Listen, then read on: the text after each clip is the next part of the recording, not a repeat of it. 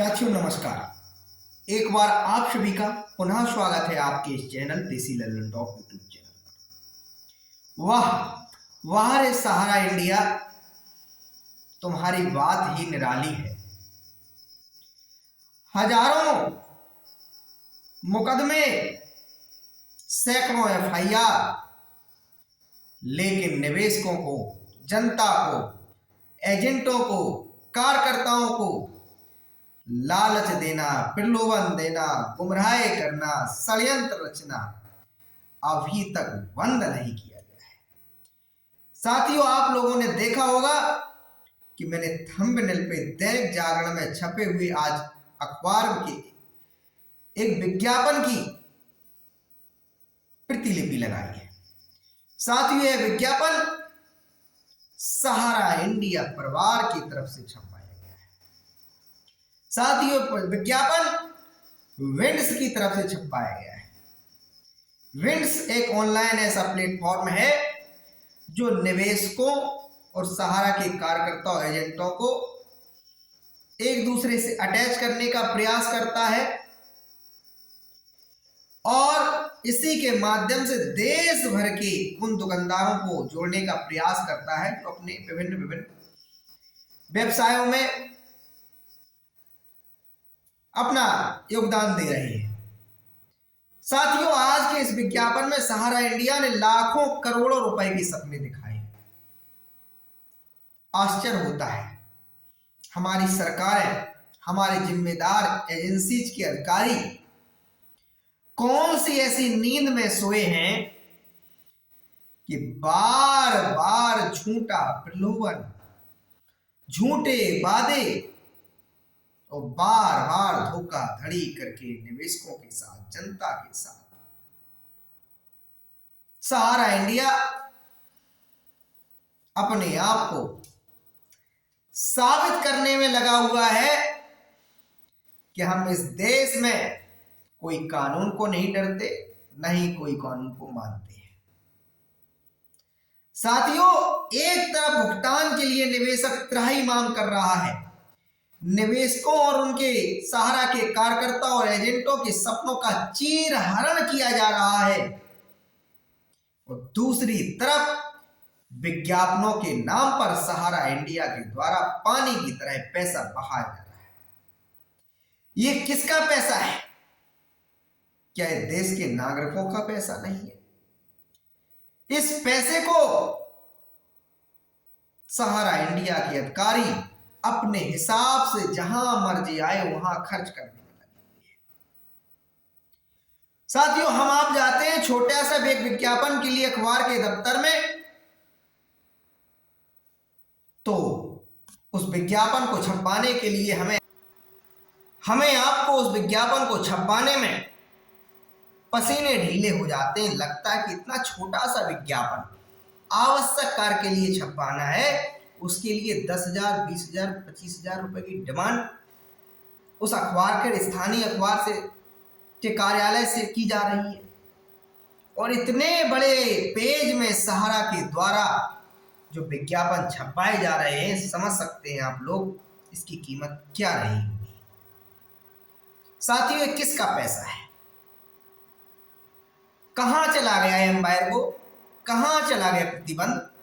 विज्ञापनों के लिए पैसा बहाया जा सकता है, कोर्ट कचहरी के चक्कर लगाने के लिए सहारा के द्वारा पैसा बहाया जा सकता है, पार्टियां करने के लिए सहारा के द्वारा पैसा बहाया जा सकता है, नेताओं को बुलाने के लिए सहारा के द्वारा पैसा बहाया जा सकता है।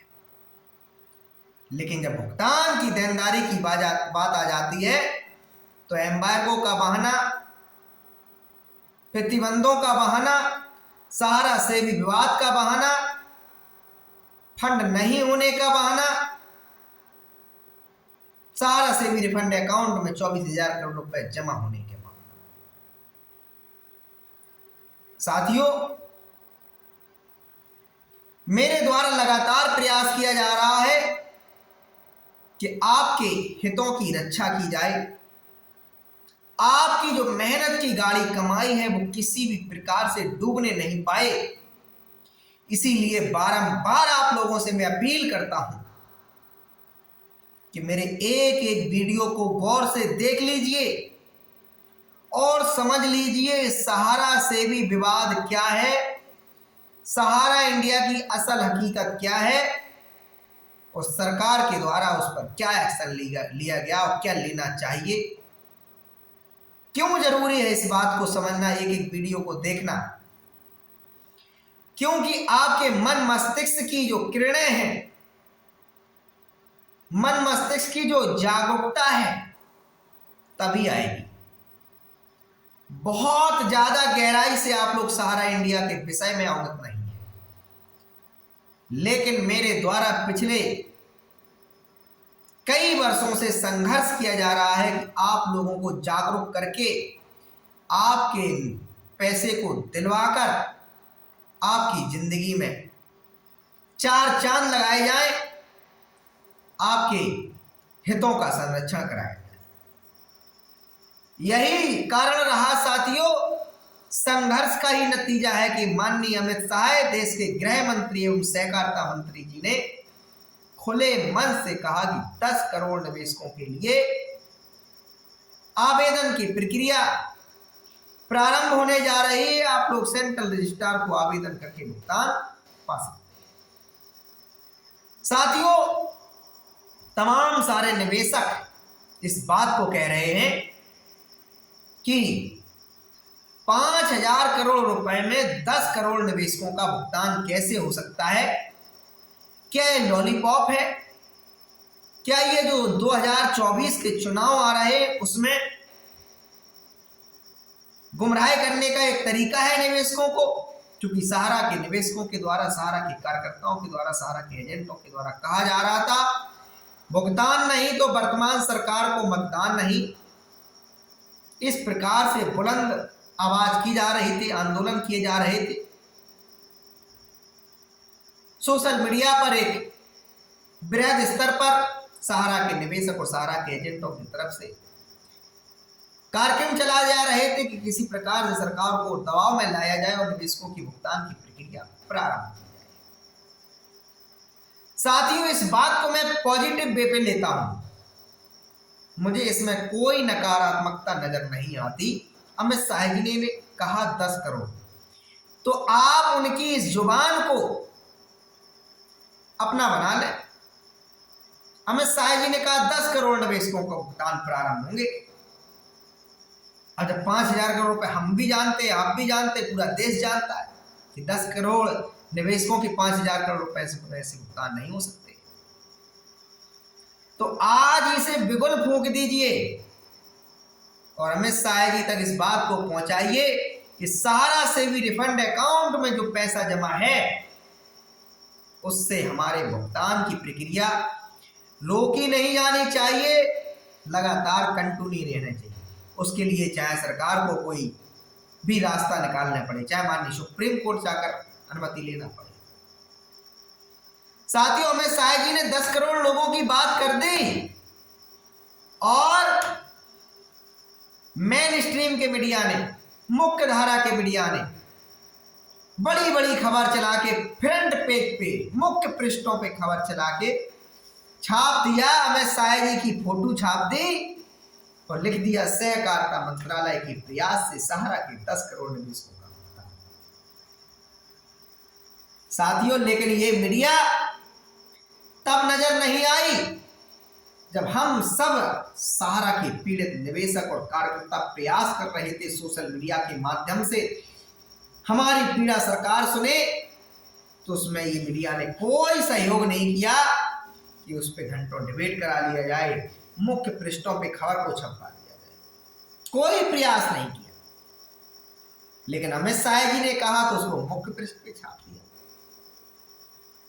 आपको भले ही लगता हो ये चुनावी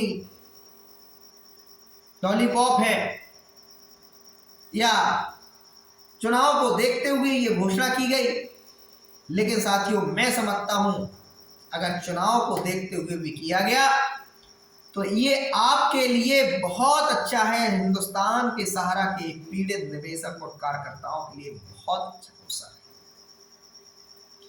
अच्छा अवसर क्यों है साथी? जब आपके मोहल्ले में, आपकी शहर में, आपके गांव में 2 लोगों का भुगतान आ जाएगा और 10 लोगों का नहीं आएगा, तो वो जो 10 लोगों तक अभी तक जो आपका ये कार्यक्रम नहीं पहुंचा है कि भुगतान नहीं तो वर्तमान सरकार को मतदान नहीं, उन तक भी वो कार्यक्रम पहुंच जाएगा साथी। भले ही वो भारतीय जनता पार्टी के बूथ अध्यक्ष हो, कार्यकर्ता हो, पन्ना प्रमुख हो, भाजपा की सदस्यता लिए हो, भाजपा के कोई पदाधिकारी हो, लेकिन जब उनके दिमाग में ये बात जाएगी कि हमारे मोहल्ले के, हमारे गांव के, हमारे शहर के इन 2 लोगों का भुगतान आ गया है, इन 10 लोगों का भुगतान नहीं आया है, और सरकार ने कहा था सहारा के सोसाइटियों के सारे निवेशक 10 करोड़ निवेशकों का भुगतान कराया जाएगा, साथियों वो भी आपके साथ खड़े हो जाएंगे और वो भी सरकार से सवाल खड़ा करेंगे, हम आपको मतदान क्यों करें, हम चुनाव का बहिष्कार क्यों नहीं करें,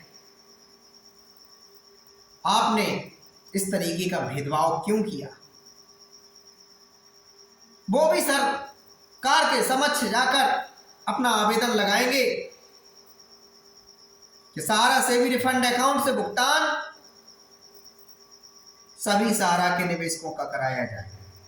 और इसके अलावा जो अभी आप लोग मांग करते हैं कि जो सहारा समूह ने गलत कृत्यों को अपना करके विभिन्न प्रपंच रच करके आपके जो खून पसीने की गाढ़ी कमाई को जमा कराया है,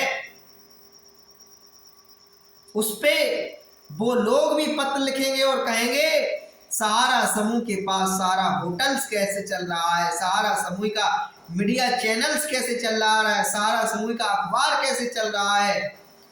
जब एम्बार्गो है, जब सहारा के पास देनदारियां के लायक पैसा नहीं है, तो ये होटल्स कैसे चल रहे हैं, ये हॉस्पिटल कैसे चल रहे हैं, ये सहारा का इवॉल्व कार्यक्रम, ये सहारा के वाहन इलेक्ट्रिक व्हीकल्स कैसे बेचे जा रहे हैं।